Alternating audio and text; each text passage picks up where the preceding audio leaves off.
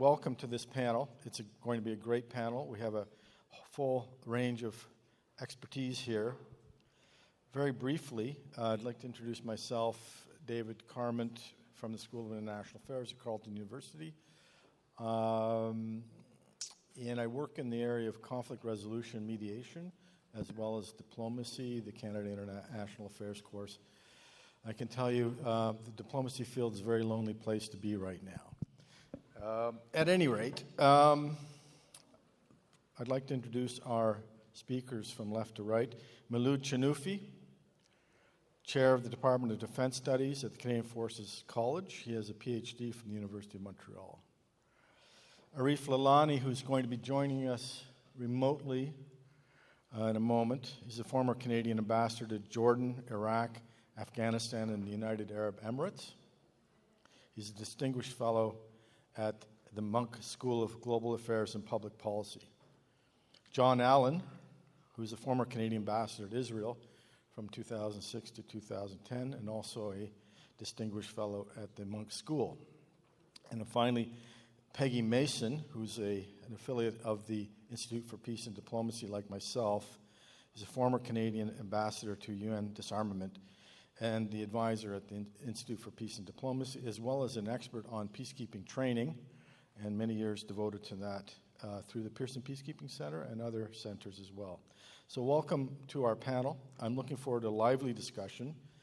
To kick it off, we're going to explore the question of Canada's strategy towards the Middle East and the conflict in particular. And I guess a good way to frame this would be to ask the question, indeed, whether Canada has a strategy towards the Middle East and the Gaza conflict. One would be hard-pressed to identify that strategy based on what is being delivered to us on a daily basis by the current government. And if it does, how should it be implemented, and with what kind of resources? We have a fairly stable foreign policy relationship with a number of countries in the region, and there's a long history, of course, with peacekeeping in the region. We still have Canadian forces, or did, with UNIFIL, and historically that's been a very important role for us to play. And in addition to that, we've been party to a number of discussions regarding the two-state solution. We're now, as you know, as we heard from Heather McPherson, engaged in a parliamentary committee examination on the region itself and whether or not the question of the role of the UN in fulfilling its humanitarian mission. Now, if we were to explore the idea of a strategy, it need not be a grand strategy, but it should be something that's driven by core Canadian values and interests. I think there's three underlying principles, in fact, that drive any Canadian foreign policy, whether it's projected through a formal review or rather through policy statements. It should be reflective of Canadian values and interests. It should seek to, I think, underpin and uphold the rule of law.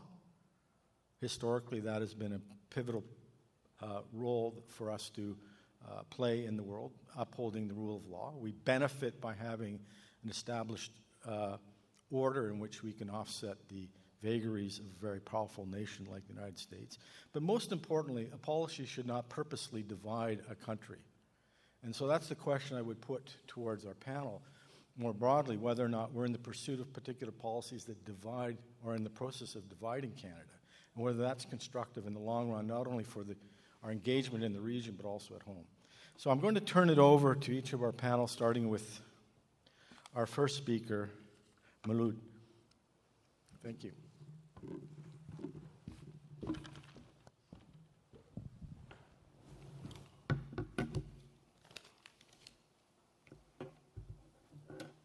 Messieurs, dames, bonjour. Très heureux d'être avec vous cet après-midi. Ladies and gentlemen, good afternoon. Very happy to be here. I was asked to speak for 5 minutes only, so I'm going to time myself. Okay, because we don't have much time for the preliminary remarks, I'm going to speak in bullet points. And of course, in bullet points, we don't have time to elaborate. I hope that during the exchange with the moderator, the exchange with you, we will be able to go a little bit deeper. First point I would like to raise. It's not saying something negative about Canada to recognize that Canada's size in terms of power is too small to be able to set the agenda in the Middle East. Actually, saying that about Canada is something that can be said about pretty much every single country in the world, including the countries located in the region, simply because there is one state in the world that can really change the course of things in this particular region, and that's the United States of America. We've talked a little bit about the peace process in the 1990s. It was started by an American president, George Bush Sr., who put pressure on the Israeli government and brought them to the negotiation table. And after that, whatever the American president wanted or did not want to spend any political capital on the Middle East would decide what's going to happen there. So this is the first one. So every time Canada has been involved in this region, it was inside parameters decided by somebody else. And starting with the first major engagement in 1956 after the Suez Canal, all the way to the intervention in Libya, the participation in a way or another in the militarization of the Arab Spring in Syria, and of course regarding the Israeli-Palestinian conflicts. Those parameters are set by somebody else. Canada plays inside them for the better and for the worse. Second point. Canada recognizes Israel. It doesn't recognize the state of Palestine. And here the problem starts. Because if we admit that Israel was created after the partition of historical Palestine, after a decision made or a resolution voted at the General Assembly of the United Nations in 1947, it means that recognizing one party in this partition is a legal and moral obligation to recognize the second party. The problem in Canadian foreign policy is that we recognize only one party. Now, we might think that because of the links between Canada and the United States, it only makes sense that we will wait until the United States recognizes Palestine before doing so. And we use the same kind of argument. We want the Palestinian state to be the outcome of negotiations between Israelis and Palestinians, knowing that these negotiations will never happen without pressure coming from outside. And other countries, same size or similar political culture, I'm thinking of Spain, Norway, Ireland, Sweden, already recognize the state of Palestine. So there is a serious problem here in Canadian foreign policy fitting the values that we as Canadians preach to the world and present ourselves as being the defender of them. Point number three regards the Abraham Accord. Okay, so we've talked, many people talked about the Abraham Accord today. Canada supported this accords as being a step towards peace. Now, here is another problem. If we put the Abraham Accords in their proper perspective, we will see that they are the exact opposite to the two-state solution that Canada officially supports. My contention here is that if it's supporting the Abraham Accord and saying that we are for this two-state solution are two contradictory things. Let me explain myself. The Abraham Accords meant normalization of diplomatic relations between Israel and a certain number of monarchies in the region under the condition that the Palestinian issue is not discussed in any way. It means that the Abraham Accords implicitly means the abandonment of the Palestinian issue. And this strategy has always been the strategy of the political forces in Israel who destroyed the peace process in the 1990s. And this strategy followed since then by the chief of the opposition at the time, Netanyahu, who became then prime minister, was to use brutal force against the Palestinians and basically obtain security through violence and pursuing the colonization of Palestinian territories with eventually the possibility of annexation and the building of the greater Israel. And in the meantime, the second pillar of this strategy was to try and normalize relations with as many Arab states as possible without the Palestinian issue being discussed. And the third pillar of this strategy of destruction of the peace process was to support or call for the United States to engage in regime change wherever you have states who are not willing to normalize relations with Israel. So this is the problem when you support one piece of policy without knowing what it means when it's put in its proper context. And unfortunately, the Canadian government has been in support of this accord. Okay, my time is up. I have a few other points, but I cannot share them with you right now. I will wait for the Q&A period. Thank you very much. Thank you very much for that. It was a great start, and thank you for withholding on some of those comments. We'll come back to them in a moment. At this point, I'd like to turn it over to Arif Lalani for his comments, introductory points. Can you hear me? Yes, can you hear me? Yes, you're coming in loud and clear. Super. Listen, thanks very much. I'm going to keep it short. I think the speaker before me made some very valuable points. And I guess if I was giving this brief now to the current Minister of Foreign Affairs, the Prime Minister, I'm not sure they'd like my brief very much, but here it is. If you look at what's happening on the ground, you have essentially the creation of an expanded buffer zone in Gaza. If you look at what's happened over the past year, you have an expansion of settlements and more in the West Bank, and you have a ground war in southern Lebanon.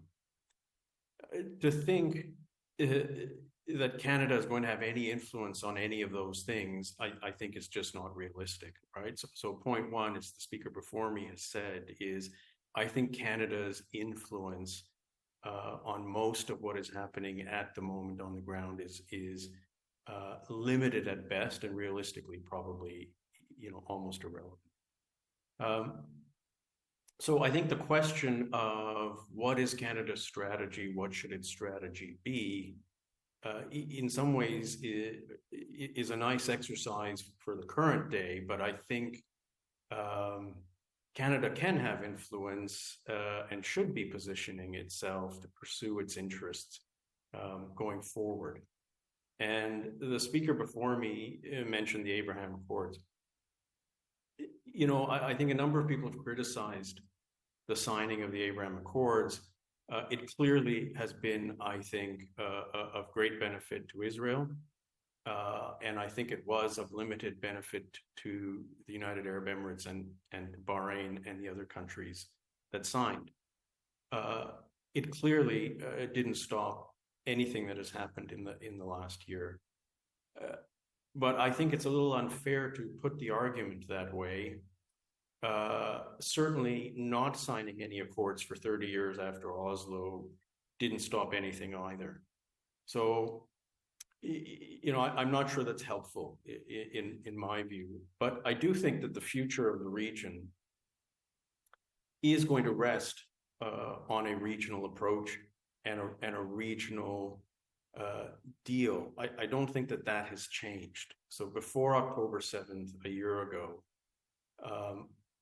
there was the prospect, I think, of a grand bargain with Saudi Arabia, and part of that was going to be, at the time, a suggestion that you also had to have, quote, some progress on the Palestinian issue.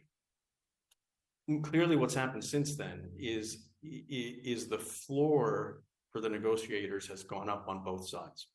I think Saudi Arabia has been saying very clearly, especially in the last few days, that a deal with Israel is going to certainly require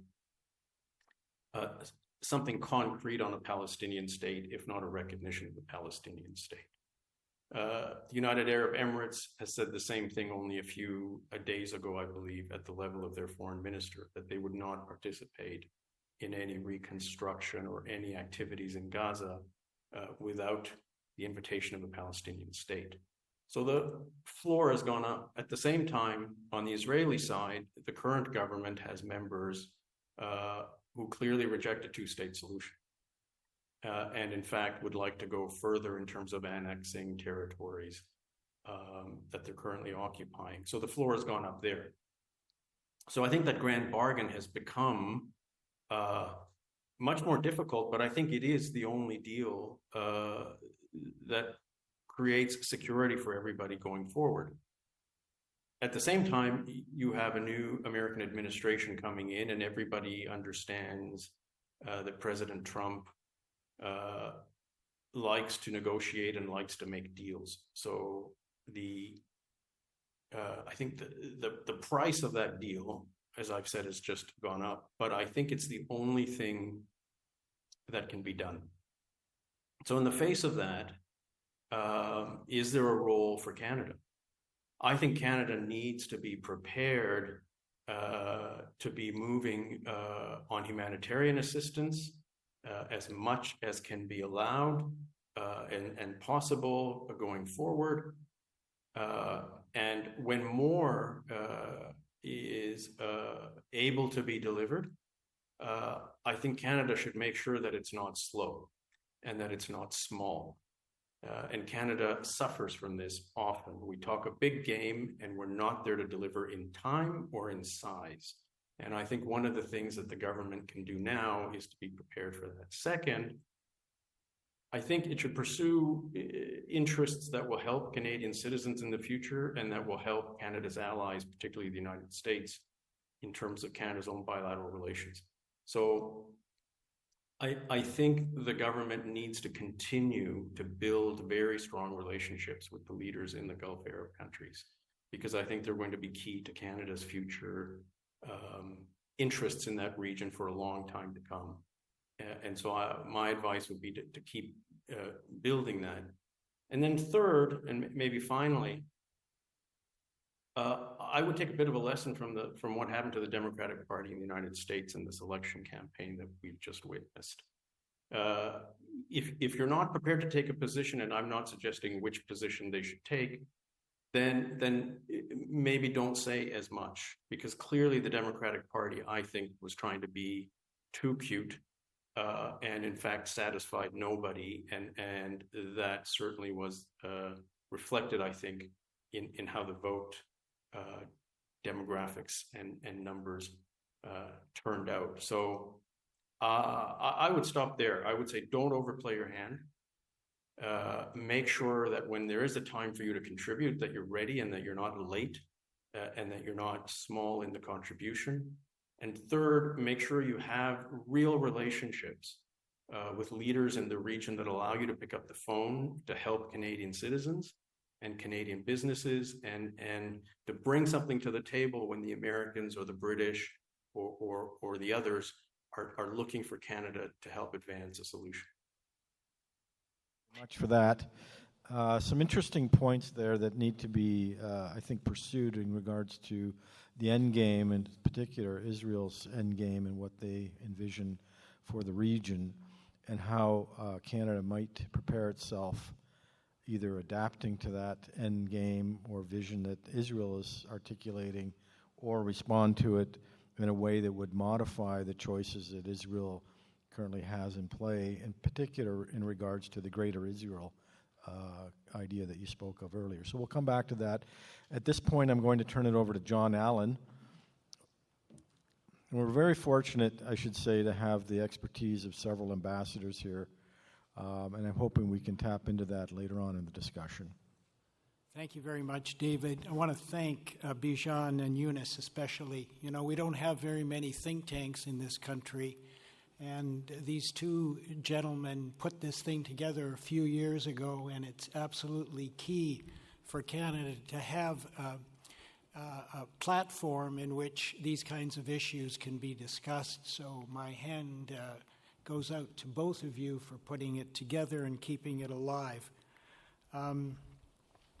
This panel is going to be, as you've seen, a little bit more boring and banal than the other panels that talk about Iran and etc. This isn't what I usually do. I usually spend my time advocating for a two-state solution and being critical of the Israeli government and other governments around. But now I get to be critical of the Canadian government. So I haven't done that for a while. I want to say that my views have been shaped by about 35 years in the Foreign Service and a kind of a realism about what governments can do and what the Canadian government can do. And in this regard, I share the views of Miloud and Arif because I think we shouldn't kid ourselves about what Canada as a middle power or whatever we are can do. Yes, we're a member of the G7 and we're a member of the G20 and we're a member of every other multilateral organization, but we are not key to resolving the issues in the Middle East. That's the United States, it's Israel, it's Palestine, and as we've heard, it's to a lesser extent, but more importantly, the Gulf states now and of course, Iran. I think, you know, for me, for Canada, the Middle East is as much a domestic issue as it is a foreign policy issue. We've got Canadians in Lebanon, we've got Canadians in Israel, we've got Canadians in Palestine, in Gaza, and in the West Bank. We have 350,000 Jews, and we have 1 million plus Arabs and Muslims in this country. And unfortunately, we've got a lot of polarization, as was mentioned by David, as a result of the current situation, and that's also something that concerns me. You know, Canada has led in the past. It's led on the International Criminal Court. It's led on the Landmines Treaty. It's led on R2P.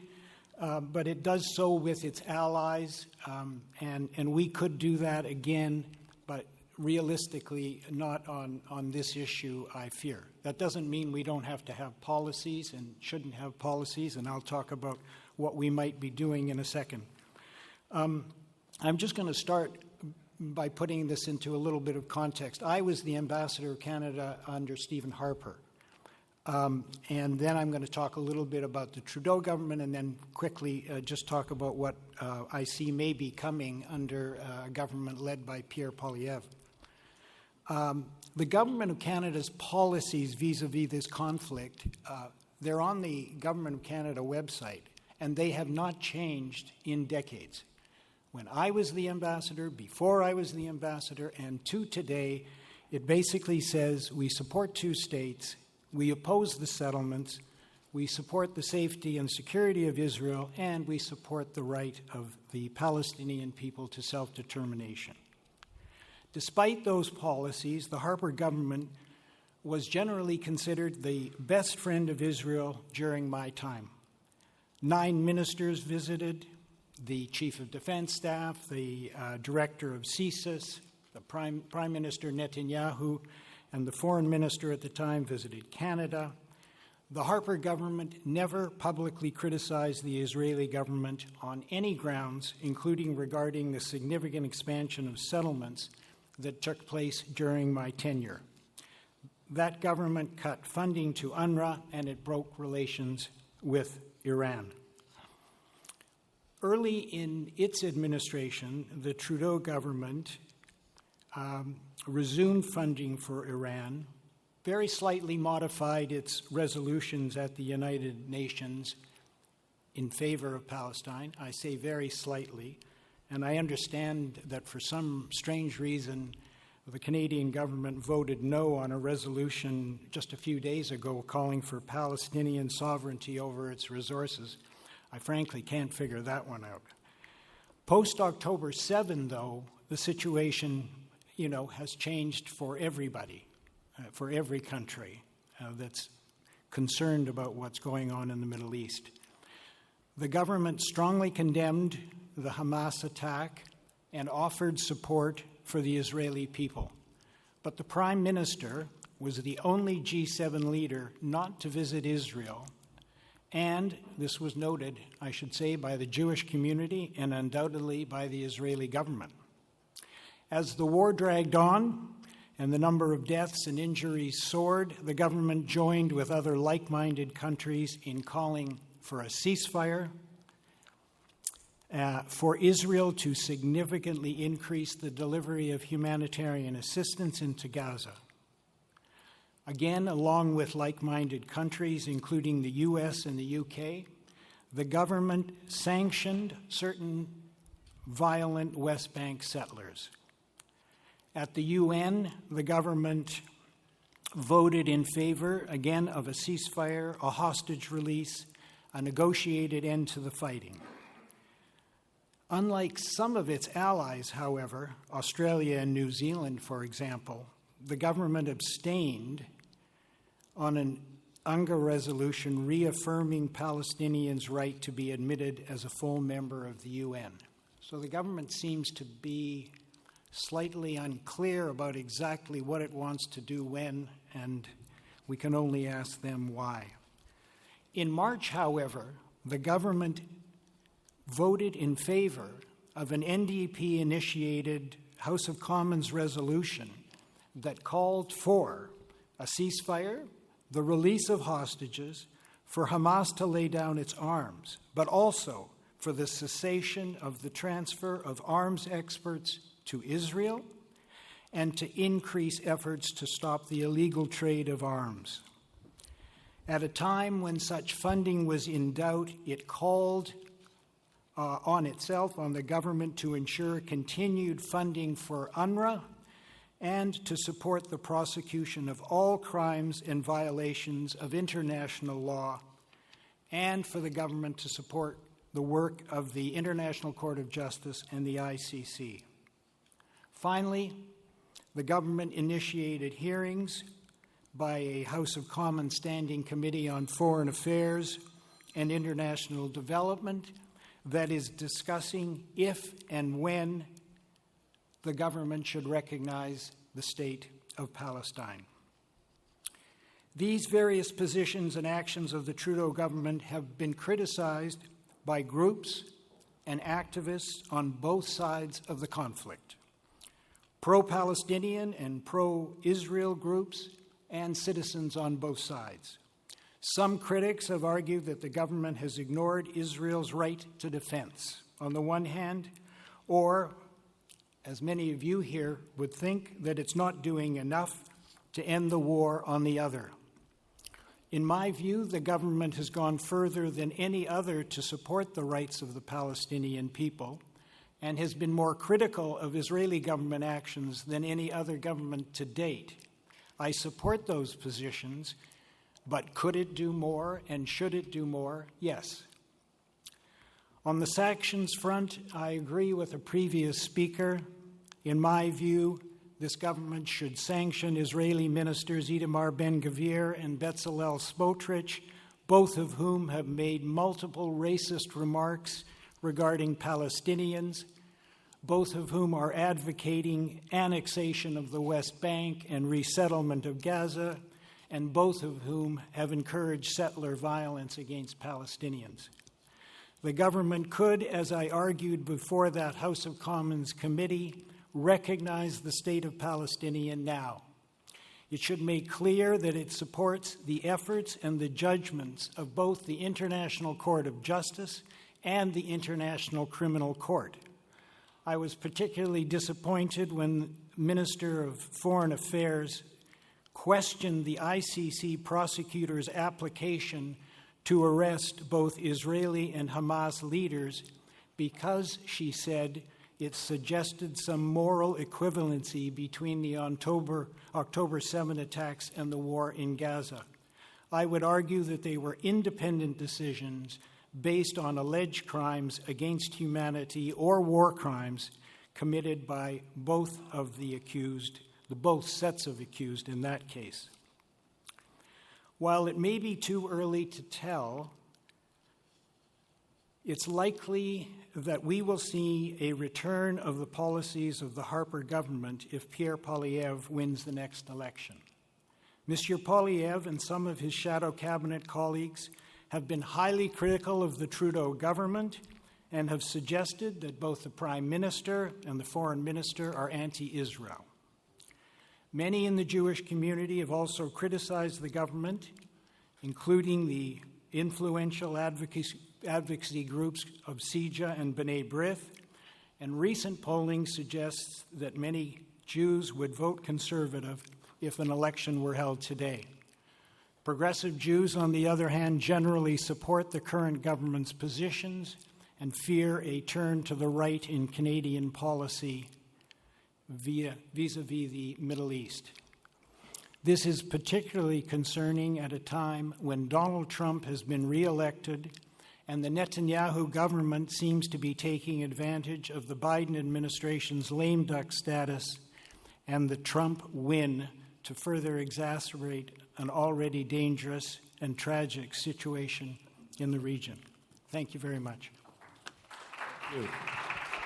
So, important point here, you're suggesting possibly policy incoherence on the part of the Canadian government, possibly contradictory objectives and goals, but certainly one that might be administered for the sole purpose of satisfying domestic constituents, and certainly to avoid any kind of deeply divided society that might emerge from being perceived as taking one side or the other. And I question, I mean, we can take that up for debate, but I question whether that's statecraft, let alone any kind of strategy that would be impactful or meaningful. That's survival. That's political survival, and that is not the application or implementation of foreign policy. Over to you, our last and most noteworthy speaker, Peggy Mason. I've forgotten my glass of water, so I will go get it.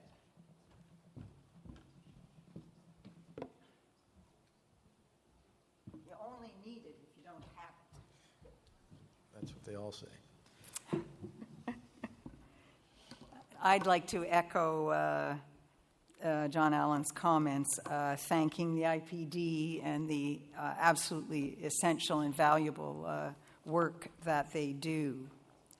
I would like, I've entitled my introductory remarks, Reconciling Law and Politics.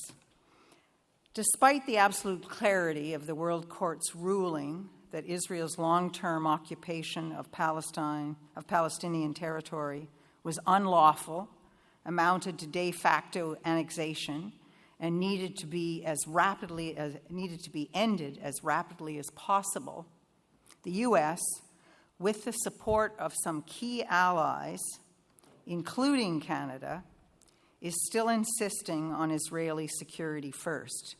The Canadian position can be seen in our explanation of vote for abstaining on the UN resolution on the implementation of the International Court of Justice decision. A resolution where a great number of Western like-minded actually voted in favor. And the three, Australia, New Zealand and Canada, New Zealand voted in favor. I believe there is a way to reconcile the U.S. view of Israel's right to security within the two-state solution negotiating framework on the one hand, with the requirements of international law on the other, particularly the requirement for Israel to end its illegal occupation as rapidly as possible. And of course, this is framed, this argument, in the context of American policy, which at this point still supports the two-state solution. But as others have said with Trump, that, and certainly with respect to the envoy, Mike Huckabee, the ambassador to Israel that he's appointed, who is not in favor of a two-state solution, that's a new problem.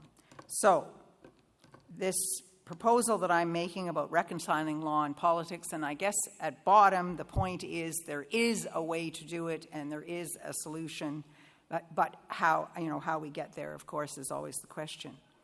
A UN Security Council authorized multidimensional UN peace operation in the form of a transitional administration in Palestine with the mandate and resources to provide interim governance and robust security throughout the occupied Palestinian territory while building local capacity for self-governance and elections is the means by which Israel's illegal occupation can be brought to an end and Palestinian security assured without compromising Israel's legitimate security needs or the negotiations on a viable two-state solution. And I note this is not to be confused with the Axworthy-Manulac proposal floated in Foreign Affairs to put Gaza under a trusteeship. This is the whole of the occupied Palestinian territory, and it's the most robust form, if you will, of UN peace operation assistance, because in effect, the government of in this case, Palestine, is taken over for a time by the UN mission. And the other, of course, element, everyone familiar with UNIFIL, is a monitoring mission. What we're talking about here is a robust security component. I note this was perhaps best exemplified in East Timor, in bringing East Timor out from having been illegally annexed by Indonesia into independence. So it has been tried in very difficult security circumstances and has ended with a newly independent Timor-Leste. Now, going to the legal side, on the illegality of the occupation, and I know we're going to have a panel following on this, so I'm just going to touch on a couple of points. The World Court stated, among other things, and I think we should all, it bears stating over and over, Israel is violating the UN Charter prohibition on the acquisition of territory by force, and furthermore, its security concerns cannot override this prohibition. The World Court specifically addressed the American argument before the court that Israel's security needs justified continued occupation, in accordance with the Oslo II Accords, stating, the Oslo II Accords do not, this is the court stating this, the Oslo Accords do not permit Israel to annex parts of the occupied Palestinian territory in order to meet its security needs, nor do they authorize Israel to maintain a permanent presence in the occupied Palestinian territory for such security needs. A UN transitional administration in Palestine, that is covering the entirety of the occupied Palestinian territory, will deliver post-occupation security for both Israel and Palestine and prepare the way for negotiations on all outstanding issues for a sustainable two-state solution. It is the means by which Israel's illegal occupation can be brought to an end without compromising its legitimate security needs, nor a viable negotiated two-state solution. Why the UN? Only the UN has the dedicated headquarters, infrastructure, and coordination capacity to backstop such a complex governance-building, humanitarian, and rehabilitation effort, and to ensure, and this is key, unity of command and cohesion of effort between the civilian and the military elements of the mission. Equally important, the full range of institutional support, coordination capacity, and security assistance can only be triggered by Security Council authorization of a UN multidimensional peace operation in the form of a UN transitional administration. None of this is possible under the proposal I mentioned earlier about putting Gaza under trusteeship, and in any event, that would leave the rest of the occupied Palestinian territory subject to Israeli depredations. So, another way of putting this is a UN transitional administration in Palestine is the means of implementing a plan like that put forward by Olmert and al-Qidwa. But the UN UNTAP, which is the UN acronym, UN Transitional Administration in Palestine, UNTAP, must be negotiated. It cannot be unilaterally imposed. I mean, technically, the Security Council could do that, but they never would. So why would Israel ever agree to this?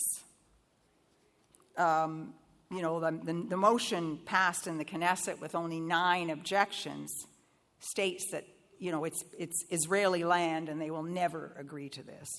So the answer is, this has been mentioned here and there along the way, the answer is that Israel will not agree to this or any other mechanism or process that is aimed at a viable two-state solution until the cost of not doing so becomes too high. In short, there is no day after, no way ahead to a two-state solution without systematic, meaningful pressure being exerted on Israel. And the sooner this is acknowledged by Israel's Western allies, the better. Because we, including Canada, are going to have to lead the way. And this is within our own realm, the kind of pressure that we can bring to bear, not a grand strategy, not in front of the peace process, but bringing the pressure that we and other Western allies can do, as we would have had to do with the Biden or even possibly with the Harris administration, but which is even more true with the election of Trump. The first step for Canada is recognition, jointly with Australia and New Zealand, with whom we are already working to this end, or on our own, of Palestinian statehood. This is creating facts on the ground that Israel cannot change, and it should most certainly be done before the end of the Biden administration. But much more is required in line with the international legal obligations enunciated by the International Court of Justice on all states not to recognize as legal Israel's unlawful presence in the occupied Palestinian territory, and not to, and this is the broad part, render aid or assistance in maintaining the situation created by Israel's illegal presence in the occupied Palestinian territory. And it is my hope that the possibility of a viable pathway forward through the UNTAP model could help buttress Western states' resolve to use the economic and legal leverage they have in concrete support of UNTAP as the stepping stone to a negotiated solution that best guarantees peace and security for Israel and Palestine. And, in question time, we can get into some of the things that Canada can do. But I would just note at the end, in terms of how real this pressure can be, Ireland and Spain are already pressing the European Commission to enforce the human rights clauses in the EU association agreement with Israel, which includes the trade component. This is within the competency of the Commission. It does not require unanimity of EU members. And the Commission ultimately can be challenged in the European Court of Human Rights if it fails to act appropriately on the clauses. Essentially, those clauses would enable the Commission, they require the Commission to stop trade. Now, Canada taking action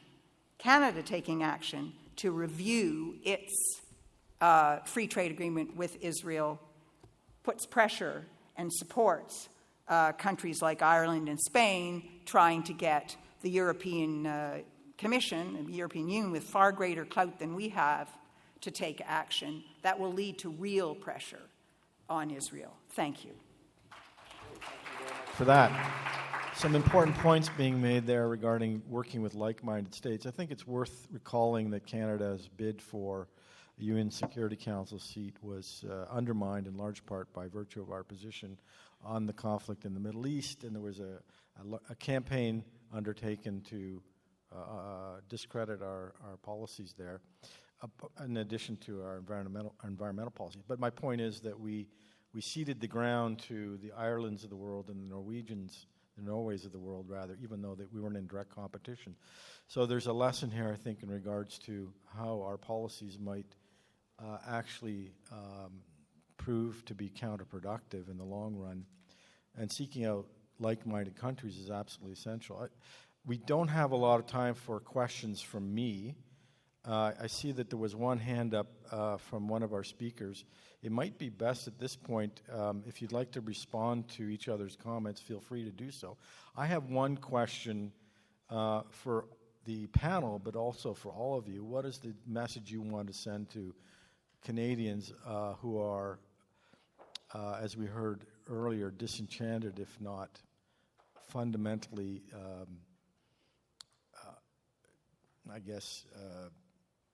destroyed by this current crisis that we're facing, especially our younger Canadians who have access to social media and are seeing a tragedy unfold and feel utterly helpless to respond to it.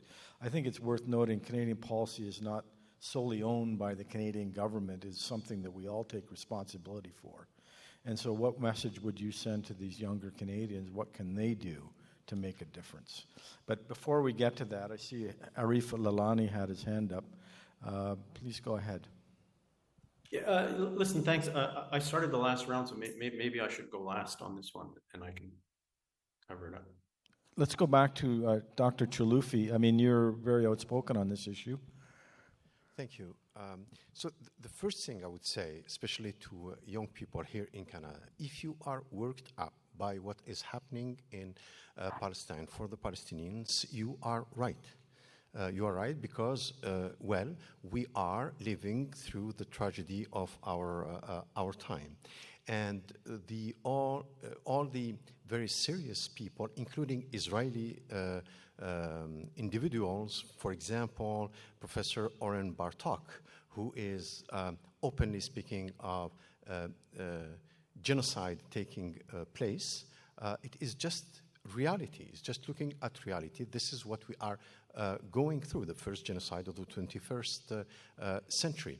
I know that a lot of people are in denial of that, but you know what? Denial is part of the genocidal mechanic. There's not one single genocide without denial. So, and this makes it even more important to work towards peace today. And being here in Canada, being young today in Canada, of course, people cannot really do much to change things tomorrow on the ground in Palestine. But what they can do is by understanding that this action towards peace is not the affair of one community, since even among the Jewish community here in Canada, you have a lot of activists who are pushing towards a negotiated, comprehensive peace. And this is very important on two grounds. The first one, it can help with the world efforts towards peace in the region, but it is also helpful in Canada in order to lower the level of polarization and basically to neutralize those who polarize in order to make this topic irrelevant. So it's important to understand that this is a way for humanity to save its soul by understanding that it's not about the Palestinians and it's not against or anti-Jewish. It's really a fight for humanity. Thank you for that. John Allen? Just talk. What do I do? Just talking to it? Yeah. Thank you. I tend to agree. I think it's important for young people to get their voices out. I think it's important that they protest. We protested the Vietnam War. We protested occupation. We protested for disarmament. It's important. But let me also say, when you're protesting, think about what you're doing and what you're saying. I have a very good Palestinian friend who's just moved here, and he went to the McGill protests. And when people were protesting Palestine from the river to the sea, if that means the end of Israel, if that means that there should be one state from the river to the sea and Israel should disappear, then it's probably not realistic or helpful. And one should also make a distinction, and I think people have trouble making a distinction between Jews and between the government of Israel's policies vis-a-vis Palestine. So that kids going to school, and I'm not talking about feeling uncomfortable here, I'm talking about Jews going to school shouldn't feel fearful because they're being asked whether they're Jewish or not, etc.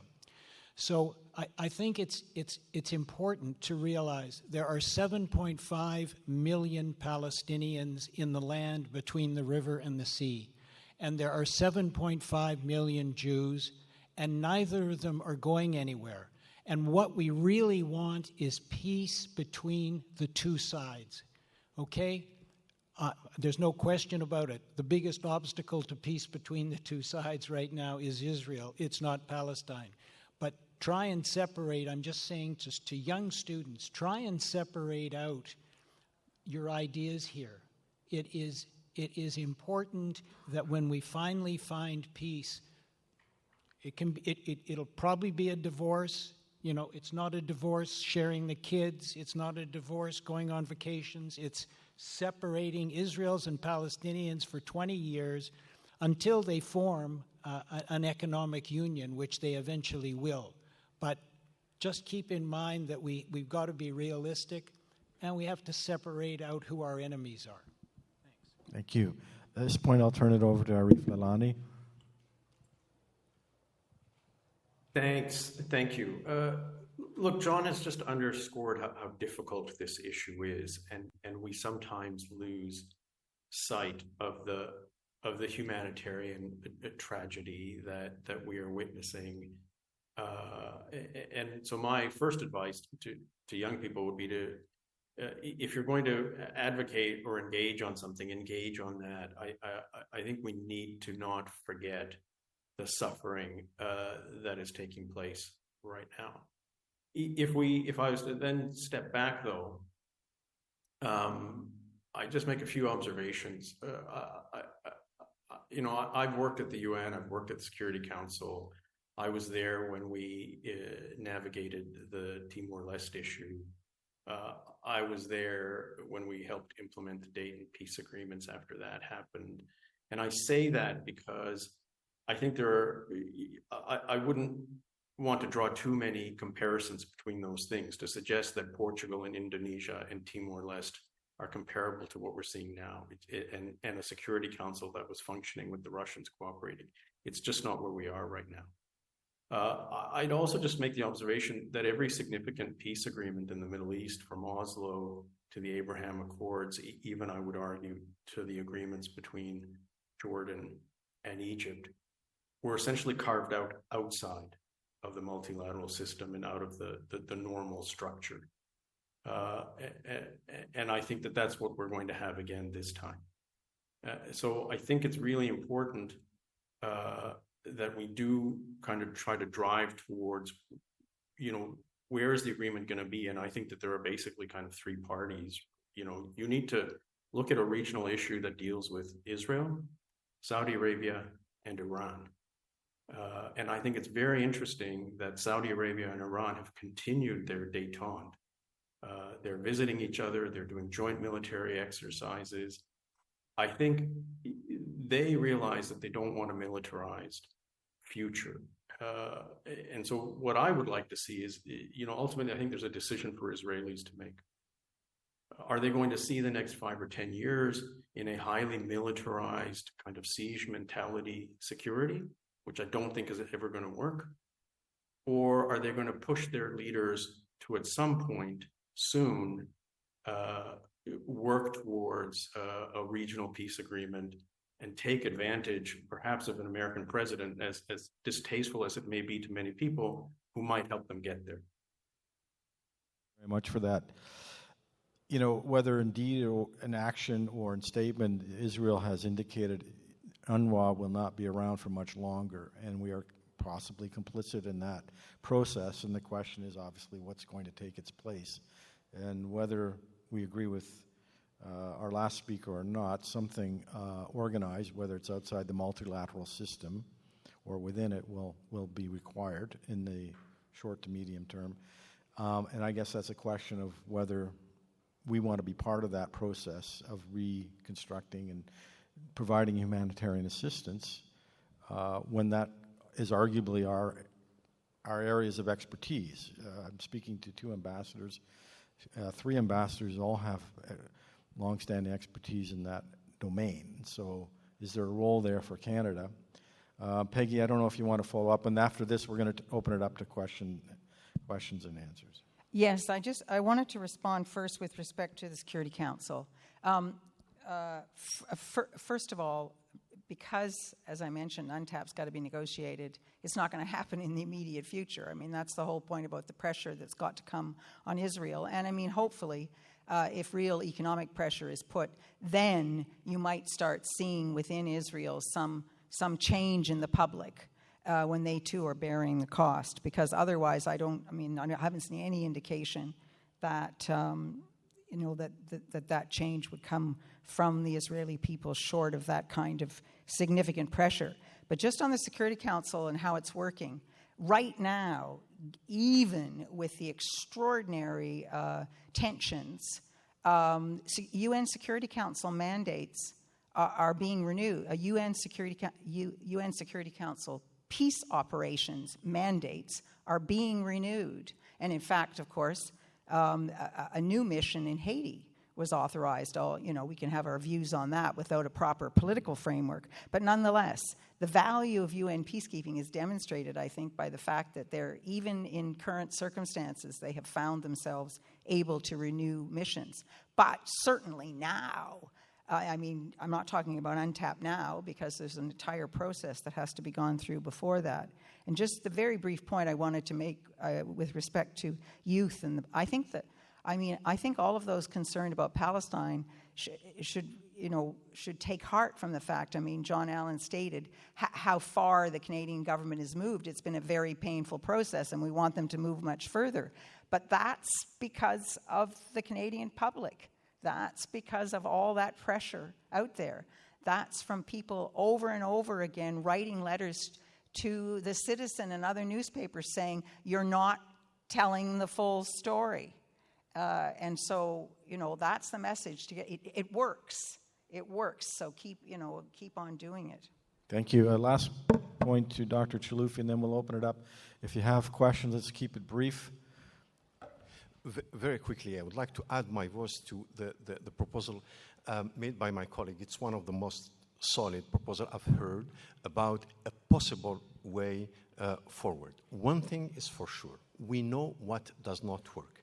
The common sense that was shared before October 2023, according to which there will be a solution when the Israelis and the Palestinians will negotiate. We know that this is not possible, and believing in that and basing our policy on that is just saying that we are letting the conflict getting worse and worse and worse, and the occupation and the colonization going even deeper, creating frustrations among the Palestinians, and we know the result. The asymmetry between the two parties is so great that we need mediation. And the mediation has to come from the international community. But when we say international community, to quote one of a respected diplomat, the international community changes depending on the context you're talking about. And the international community, once again, in the Middle East means one state, the United States of America. So if in the United States you have a leader who understands, like some in the past, including Jimmy Carter, including George Bush, that it is in the interest of the United States. It's not a matter of morality. It is in the interest of the United States that this conflict has to come to an end and looks forward and looks for a solution, a path forward. It's right here. And with a push from a superpower like the United States, they will have the support from pretty much everybody else in the world in order to implement it. So bottom line is that what we have to add to this proposal is that, you need leadership for that, and leadership necessitates power and authority, and it can only come from the state that can set the agenda in the region, which is the United States of America. Okay, thank you. With the indulgence of our two organizers at the back, I'd like to take 5 minutes. If there are any questions from the audience, please feel free to come to the mic. Please keep it brief. Introduce yourself if you haven't already. Yeah, hi, Neil Crow with EDC again. I want to pick up on something that Arif Lalani brought up in terms of the founding point for a Canadian strategy or foreign policy in the Middle East should be derived from our values and our interests in the region.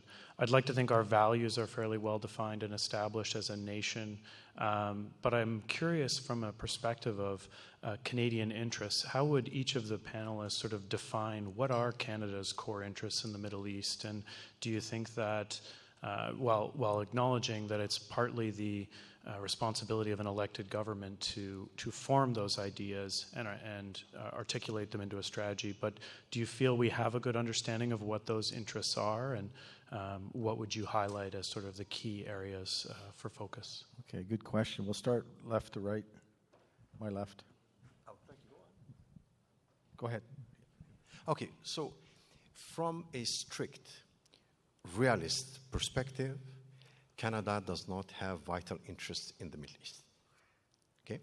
So now there are economic interests, there are economic opportunities in the region, of course, but nothing Canada cannot live without. But the liberal brand at the global level is important for a country like Canada.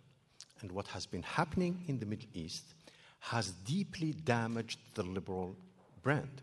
You know that democratic liberal states, since World War II, they have not always respected every single liberal value at the international. We know that. But this is the first time since the Second World War when every single liberal value has been violated with the direct support of the most proeminent liberal democracies in the world. And this is causing a deep damage to the liberal and democratic brand. Why is it important?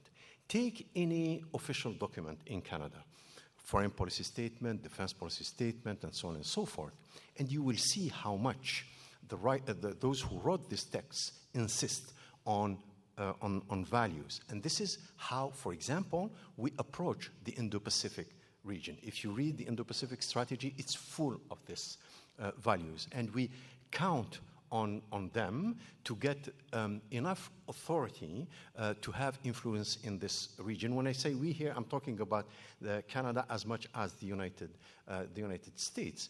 If you damage your own brand, the only thing that remains is power.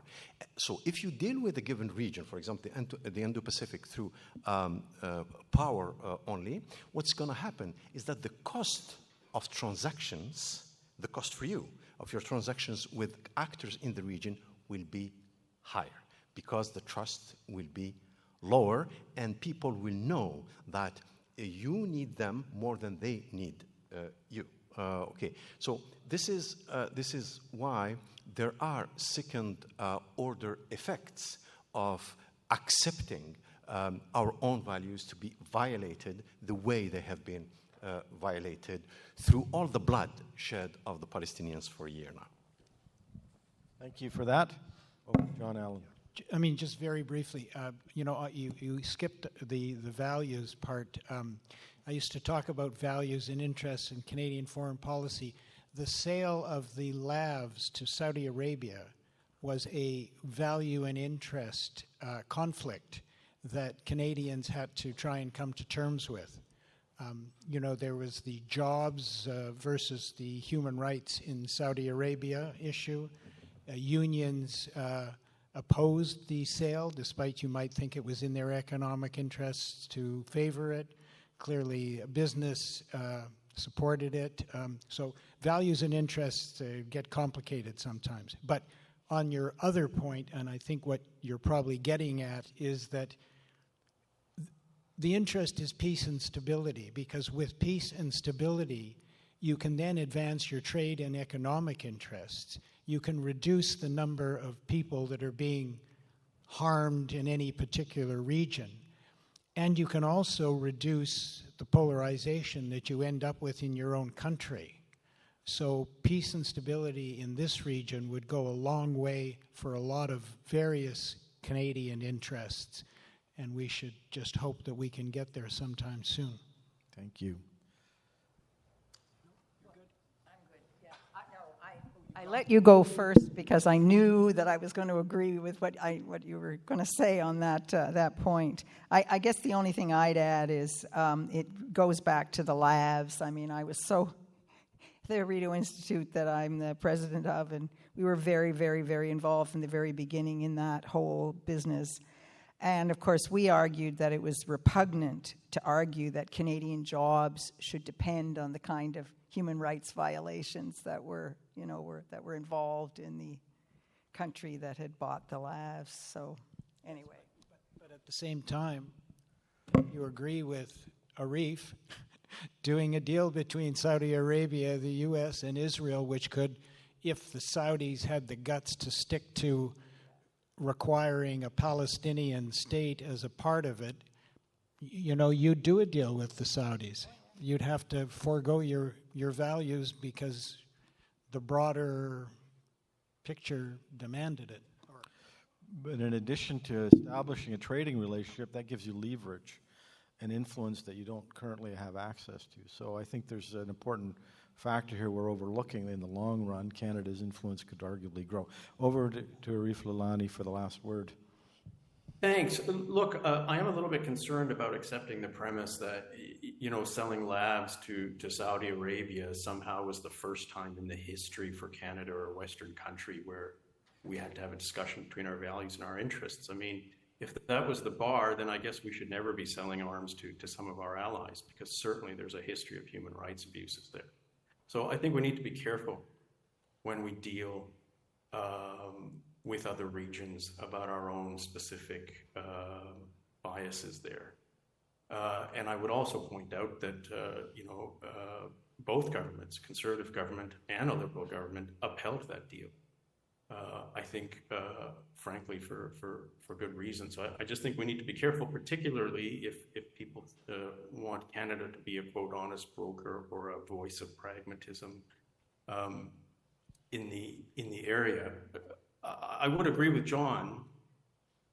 I think our vital interests are to have peace and stability in that region because it does matter to us back at home. I think our vital interests also are the Canadians living in the region, in Israel and in the Arab countries, and that's another reason why I think we want to have a role there. And then finally, I think we have an interest in trying to be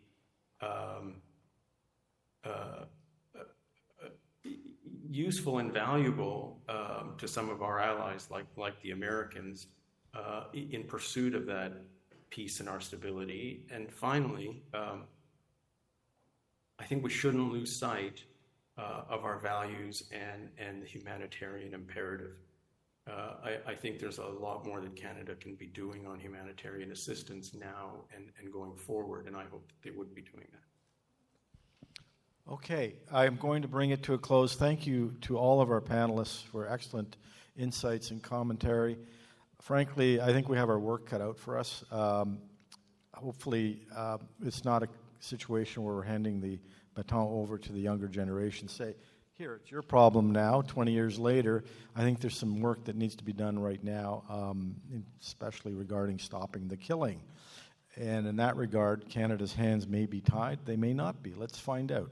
So anyway, let's end it on a note of congratulations and thanks to our panelists.